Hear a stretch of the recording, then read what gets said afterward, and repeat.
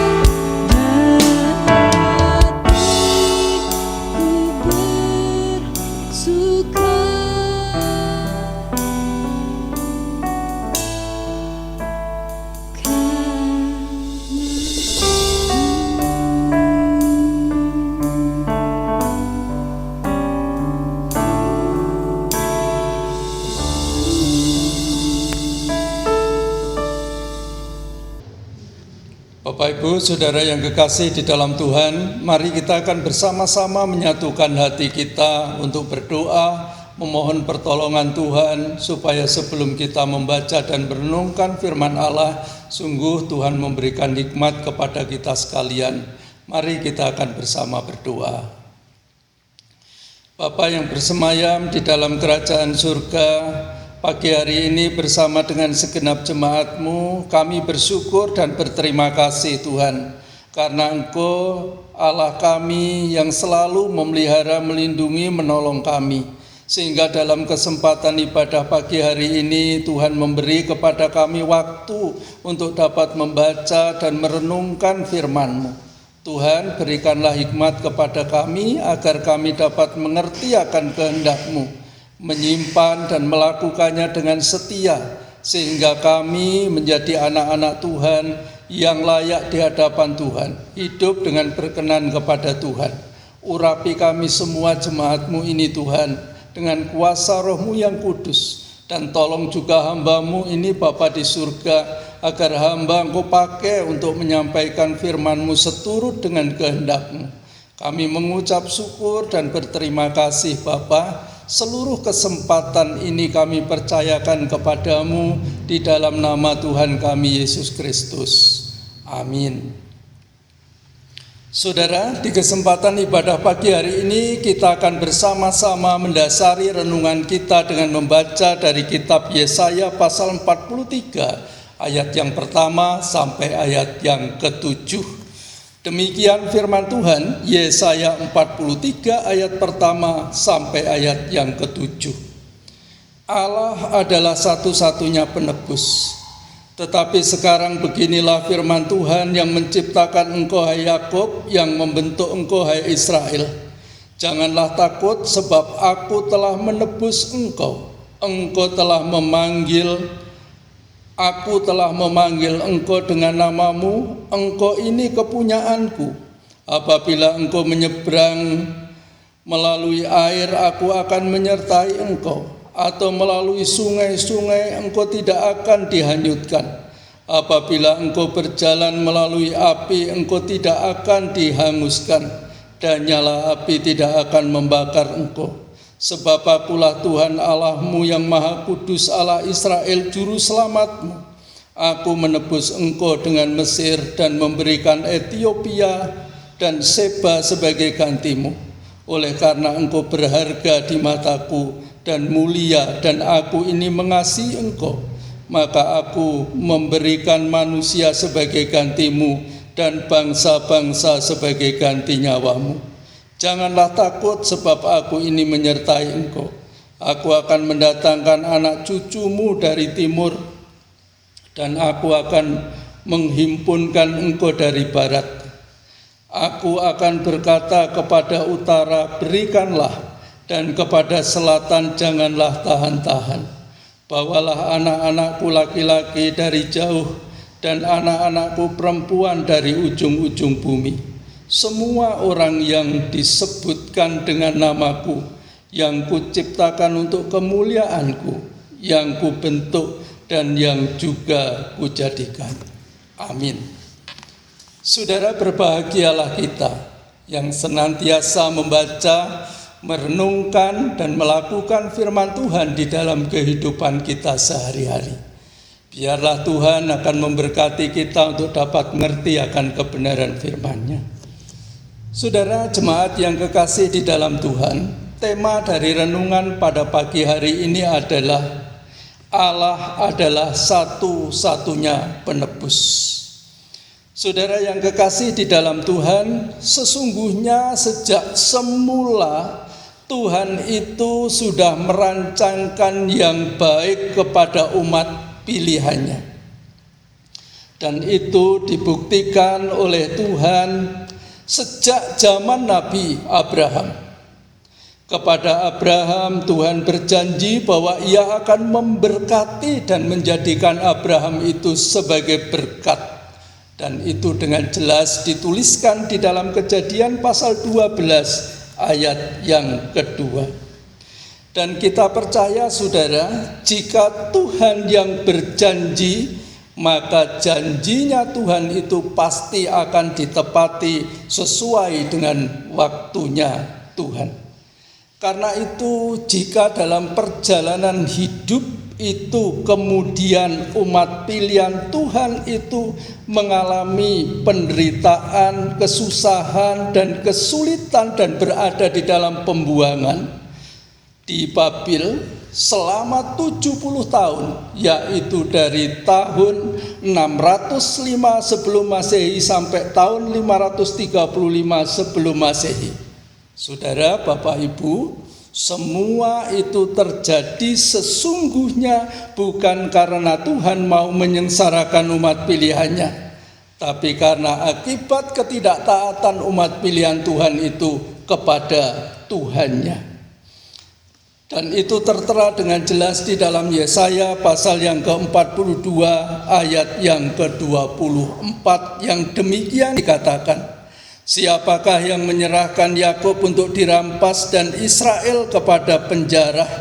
Bukankah itu Tuhan? Sebab kepadanya kita telah berdosa, dan orang tidak mau mengikuti jalan yang telah ditunjukkannya, dan kepada pengajarannya orang tidak mau mendengar. Jadi dengan jelas di dalam bagian ayat ini, saudara-saudara, kalau kemudian umat pilihan Tuhan itu hidup menderita sengsara dalam pembuangan di Babil, jelaslah bukan karena Tuhan mau menyengsarakan umat pilihannya, tetapi karena umat pilihannya sendiri yang tidak mentaati akan kehendak Tuhan. Umat pilihan Tuhan sudah menuruti kemauan sendiri. Orang Jawa bilang sudah wis urip nuruti karpe dewe-dewe dan tidak mau mengikuti jalan yang ditunjukkan oleh Tuhan, dan juga tidak mau mendengarkan pengajaran firman Tuhan. Saudara-saudara yang kekasih di dalam Tuhan Yesus Kristus, dari sinilah kita juga bisa belajar, saudara. Jadi sesungguhnya bahwa ketidaktaatan umat pilihan Tuhan kepada Tuhannya itu hanyalah akan menyebabkan terjadinya penderitaan dan kesengsaraan dalam hidup mereka, sekalipun itu tidak dikehendaki oleh Tuhan. Bahkan tidak hanya itu, ketika bangsa pilihan Tuhan berada di Babil, mereka tidak hanya menderita sengsara, tetapi mereka juga mengalami keputusasaan dalam hidupnya, sehingga mereka tidak lagi bisa melihat masa depan kehidupan mereka, saudara. Saudara, Bapak, Ibu yang kekasih di dalam Tuhan, kalau kita memperhatikan sesungguhnya apapun itu namanya, saudara, kalau sudah berada di dalam pembuangan, maka secara umum akan dianggap sebagai sampah yang tidak lagi ada gunanya. Dan sampah itu keberadaannya sangat tergantung kepada kekuasaan pihak lain atau orang lain.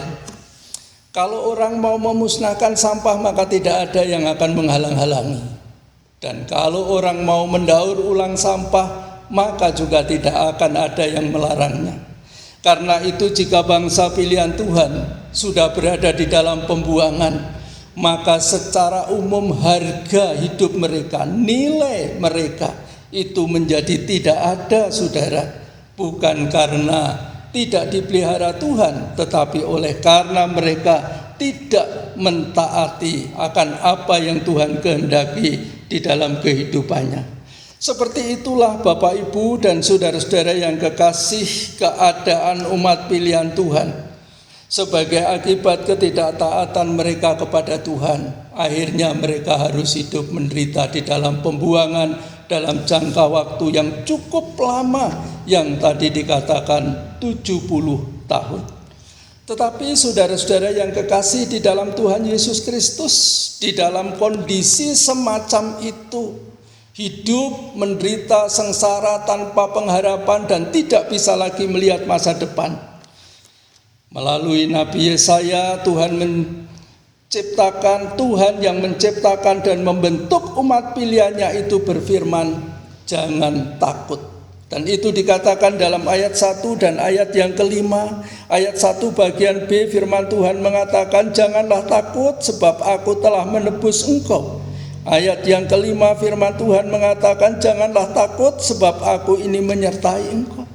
Saudara-saudara yang kekasih di dalam Tuhan, padahal secara manusia hidup di dalam pembuangan semacam itu sangatlah sulit untuk tidak merasa takut, saudara.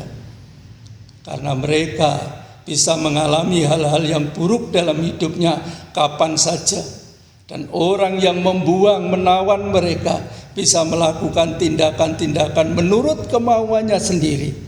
Karena itu secara manusiawi wajar kalau mereka takut.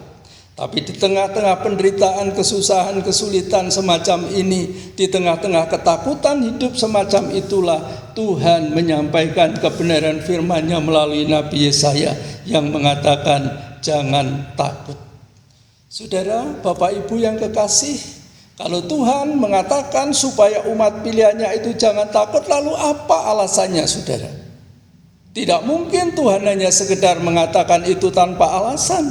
Pasti ada alasannya mengapa Tuhan berkata kepada umat pilihannya supaya mereka tidak takut. Saudara, alasan yang pertama adalah sebab Tuhan telah menebus umat pilihannya dari kekuasaan Babil yang telah membuat mereka menderita sengsara dan tidak punya harapan masa depan. Dan melalui penebusan yang dikerjakan oleh Tuhanlah, Tuhan berkata supaya mereka tidak takut.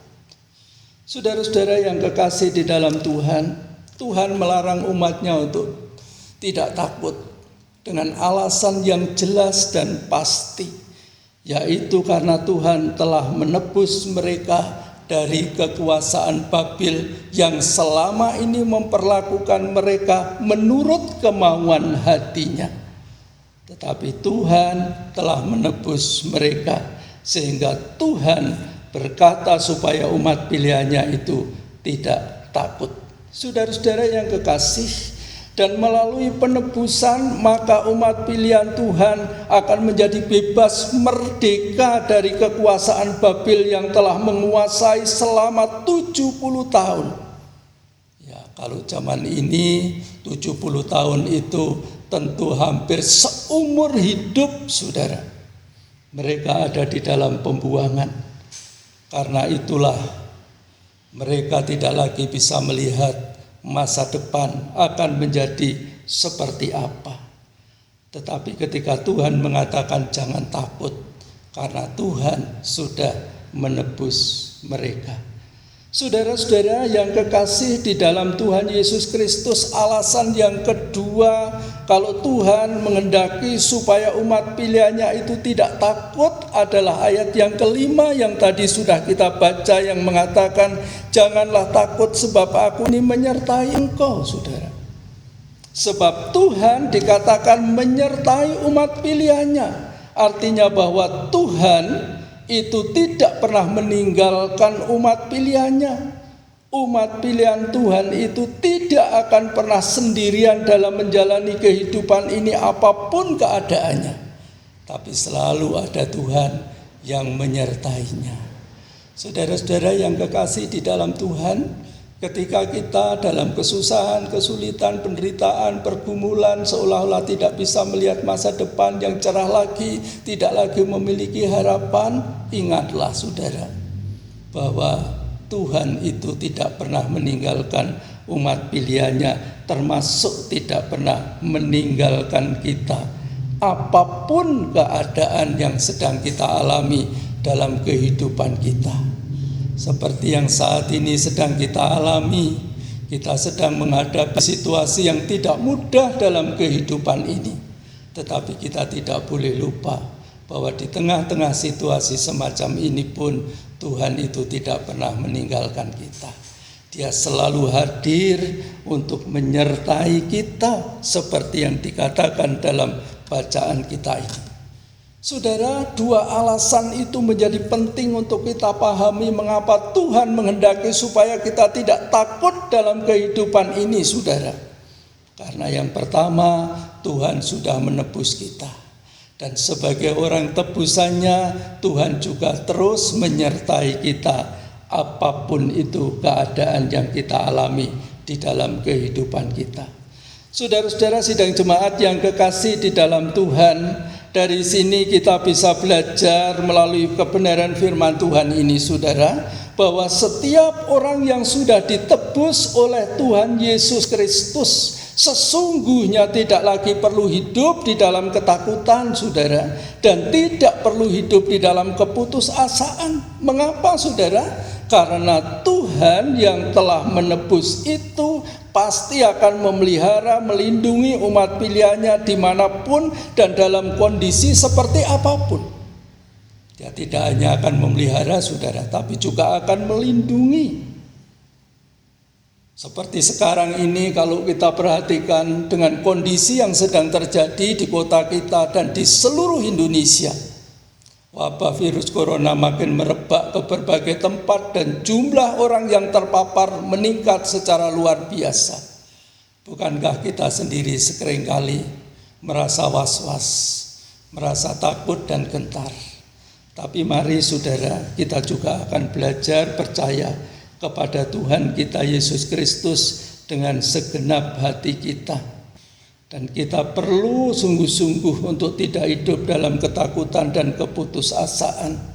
Karena Tuhan yang sudah menebus itu pasti akan memelihara dan sekaligus juga melindungi setiap umat pilihannya. Kepada saudara-saudara yang saat ini sedang dalam kondisi yang kurang sehat, yang sakit, yang sedang bergumul dengan banyak pergumulan, yang sedang merasakan hidup dalam kekurangan, saudara, tetaplah percaya bahwa sebagai umat pilihan Tuhan, Tuhan itu tidak akan pernah membiarkan umat pilihannya, tetapi Tuhan akan terus memelihara dan melindungi apapun keadaan yang sedang kita alami dalam kehidupan kita. Saudara-saudara yang kekasih di dalam Tuhan Yesus Kristus, mengapa Allah menjadi satu-satunya penebus bagi umat pilihan, saudara? Seperti tema yang kita gumuli pagi hari ini, ternyata yang pertama karena hanya Dialah Allah yang mau dan mampu untuk menebus umat pilihannya. Tidak ada yang lain, saudara. Berhala-berhala yang pernah disembah oleh umat pilihan Tuhan ketika mereka tidak taat kepada Tuhan, ternyata ketika umat pilihan Tuhan berada dalam kesengsaraan, dalam pembuangan ini, tidak punya kuasa, tidak punya kemauan dan kemampuan untuk menolong, menebus, karena memang tidak bisa. Tetapi Tuhan yang adalah Allah yang menjadikan umat pilihannya ini miliknya, Dialah satu-satunya yang mau dan sekaligus yang mampu menebus umatnya dari kekuasaan Babil. Tidak ada yang lain, saudara. Kemudian yang kedua, mengapa Allah menjadi satu-satunya penebus, saudara? Sebab umat pilihan Tuhan itu tetap berharga dalam pemandangan Tuhan apapun keadaan mereka. Sekalipun mereka sudah berada di dalam pembuangan, hidup menderita sengsara di sana seolah-olah tidak punya harapan masa depan. Tetapi Tuhan yang menjadi Allah yang telah memilih umat pilihannya itu tetap menganggap bahwa umat pilihan itu adalah makhluk yang berharga dalam pemandangannya. Karena itulah saudara-saudara yang kekasih, Tuhan telah menjadi penebus satu-satunya. Karena umat pilihan ini adalah umat yang berharga dalam pemandangan Tuhan. Saudara, bukankah kita harus bersyukur sebagai umat pilihan Tuhan pada zaman ini? Karena siapapun kita dan bagaimanapun keadaan kita, dimanapun kita berada, kita ini adalah umat yang berharga dalam pemandangan Tuhan. Kemudian alasan yang ketiga, mengapa Allah itu menjadi satu-satunya penebus bagi umat pilihannya? Karena Tuhan itu tetap mengasihi umat pilihannya, walau mereka sering gagal dalam mentaati kehendaknya. Jadi Tuhan itu kasihnya tetap ada kepada umat pilihannya, sekalipun umat pilihannya seringkali gagal dalam mengasihi Tuhan, seringkali terpengaruh oleh penyembahan-penyembahan yang lain, seringkali menomorduakan Tuhan, bahkan mungkin menomorkan sekian. Tetapi Tuhan Allah itu tetap mengasihi umat pilihannya, Karena itulah Dia yang menjadi satu-satunya penebus bagi umat pilihan Tuhan. Bapak Ibu yang kekasih di dalam Tuhan Yesus Kristus, mari kita bersama-sama mengingat dan tidak akan pernah melupakan bahwa kita ini adalah umat pilihan yang sudah ditebus oleh Tuhan kita Yesus Kristus. Biarlah dalam segala situasi kehidupan ini dimanapun juga kita berada, kita tidak akan pernah lupa saudara, tapi selalu mengingat bahwa saya ini adalah umat pilihan Tuhan. Umat pilihan Tuhan yang sudah ditebus oleh Tuhan Yesus Kristus melalui pengorbanannya.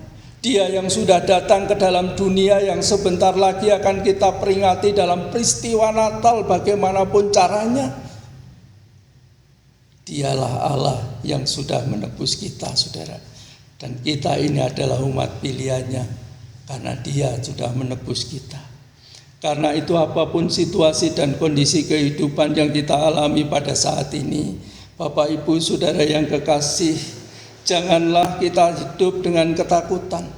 Janganlah kita terus-menerus merasa kecewa dan putus asa. Tetapi di tengah-tengah penderitaan dan kesulitan hidup yang sedang kita alami itu, percayalah bahwa Dia yang adalah satu-satunya penebus itu pasti akan memulihkan, memelihara, dan melindungi setiap orang yang percaya dan melakukan akan kehendaknya. Karena itu jika kita rindu di tengah-tengah segala situasi kehidupan untuk terus mengalami pemeliharaan dan perlindungan Tuhan. Saudara, Bapak Ibu yang kekasih di dalam Tuhan, tetaplah percaya kepada Tuhan dan lakukanlah kehendak-Nya. Karena hanya Dialah satu-satunya Allah yang telah menebus kita melalui Tuhan kita, Yesus Kristus.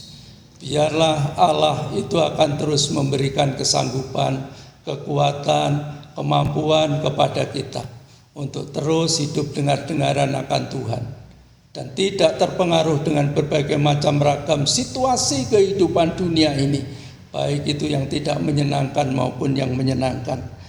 Kiranya Tuhanlah yang akan memampukan kita untuk memahami bahwa kita ini adalah umat tebusan Allah yang sudah ditebus oleh Allah satu-satunya di dalam Tuhan Yesus Kristus. Allah yang pasti akan memelihara dan melindungi kita untuk selama-lamanya.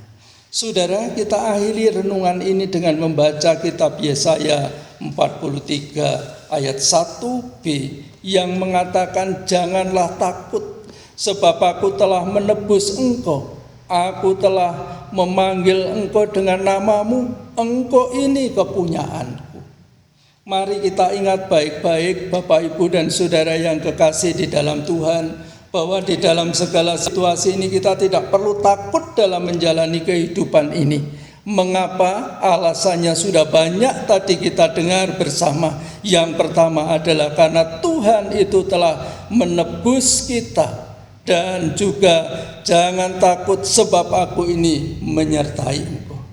Kiranya kita akan terus hidup dengan percaya kepada Tuhan. Tidak hidup di dalam ketakutan, tapi hidup dengan penyerahan diri kepada Tuhan yang telah menebus kita, agar kita bisa membuktikan bahwa kita ini adalah umat pilihan Tuhan yang terus percaya dan setia kepada Tuhan sampai selama-lamanya.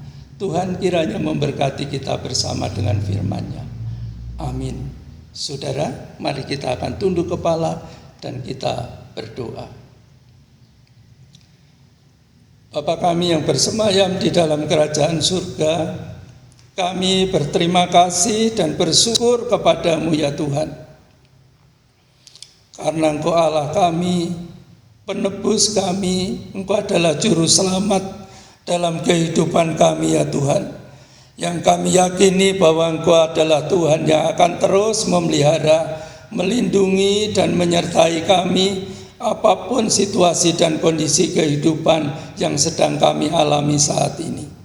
Kami bersyukur Tuhan Yesus karena Engkau tetap mengasihi kami sekalipun kami sendiri seringkali gagal dalam mengasihi Tuhan, seringkali gagal dalam mentaati Tuhan. Tapi Engkau adalah Tuhan yang tidak pernah berhenti mengasihi kami. Sekalipun kami seringkali tidak mentaati kehendak Tuhan, tapi Engkau Tuhan yang tetap menghargai kami. Engkau menganggap bahwa kami ini adalah makhluk yang berharga dalam pemandangan-Mu.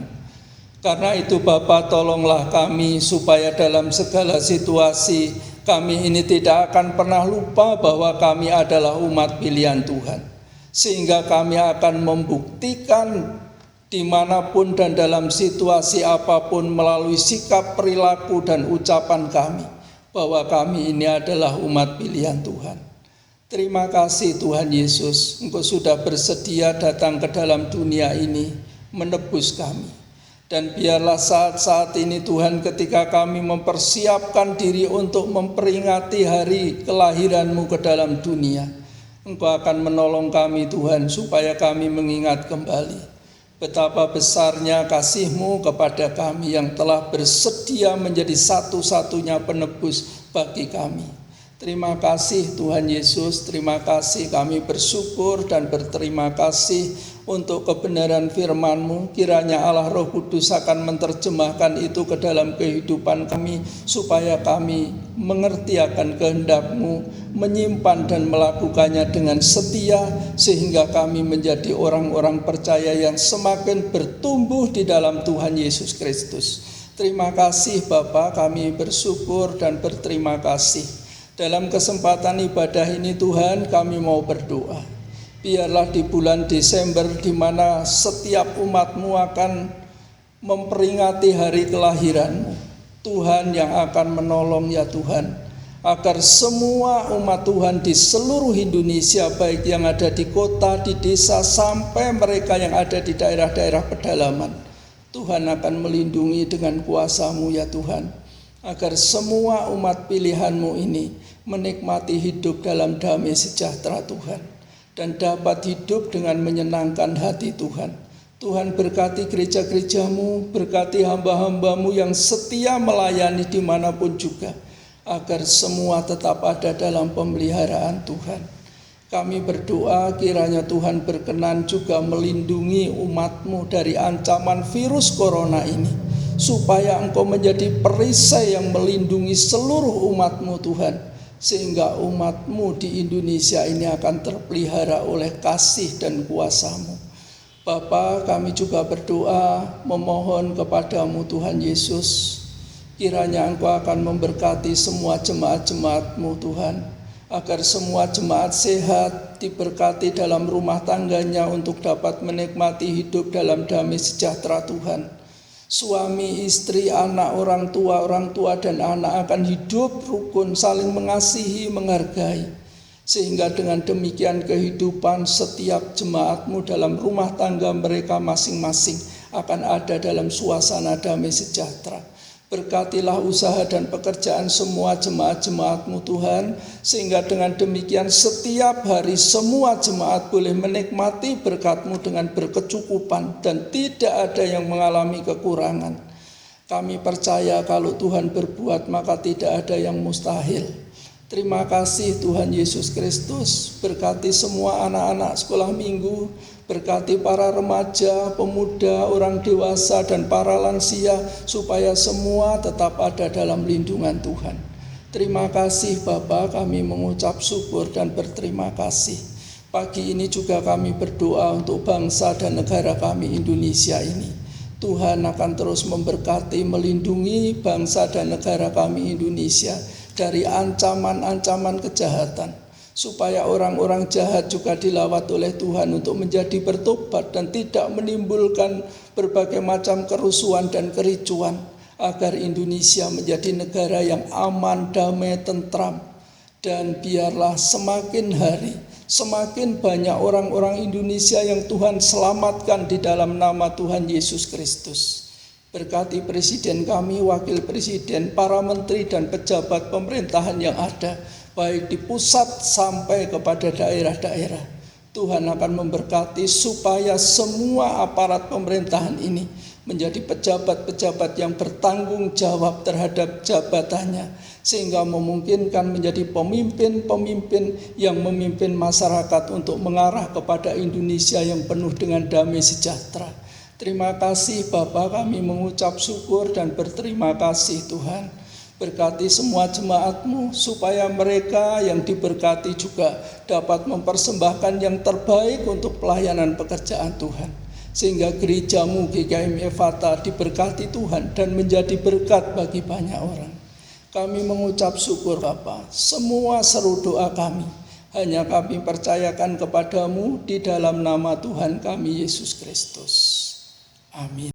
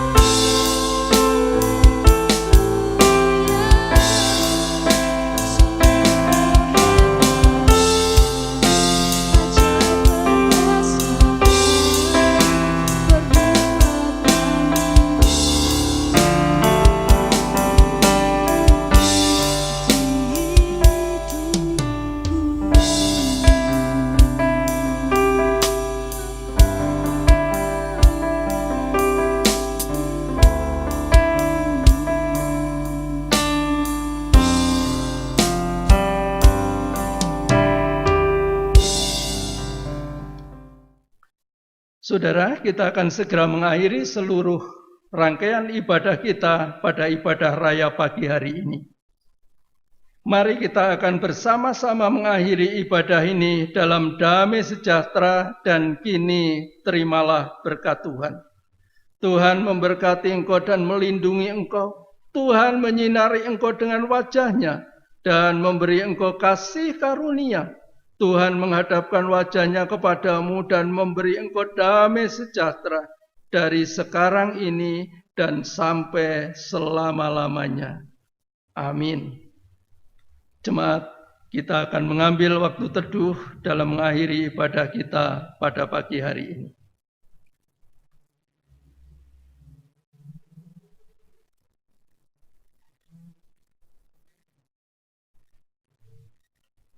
Saudara-saudara yang kekasih di dalam Tuhan, puji syukur kepada Tuhan. Pagi hari ini kita dapat bersekutu di rumah kita masing-masing bersama dengan keluarga-keluarga kita. Tentu harapan dan doa saya supaya Bapak Ibu sekalian tetap berada dalam kondisi yang sehat, menikmati hidup rukun dan damai bersama dengan seluruh keluarga. Tetaplah setia berdoa. Doakanlah supaya segala sesuatunya yang tidak baik ini akan segera berakhir. Ancaman virus corona akan segera selesai dan kita sekalian akan segera dapat berhimpun berbakti di gereja bersama-sama. Dan selama kita belum bisa bersama-sama beribadah di gereja, Bapak Ibu jangan lupa, mari kita akan terus saling mendoakan satu dengan yang lain, supaya Tuhan memberikan kekuatan, kesetiaan kepada kita, sehingga kita tetap hidup dengan tidak mengecewakan Tuhan. Biarlah kita akan terus membangun menjadi saudara bersaudara dalam sebuah gereja yang Tuhan percayakan kepada kita. Selamat pagi Bapak Ibu dan Saudara, Tuhan memberkati kita bersama. Amin.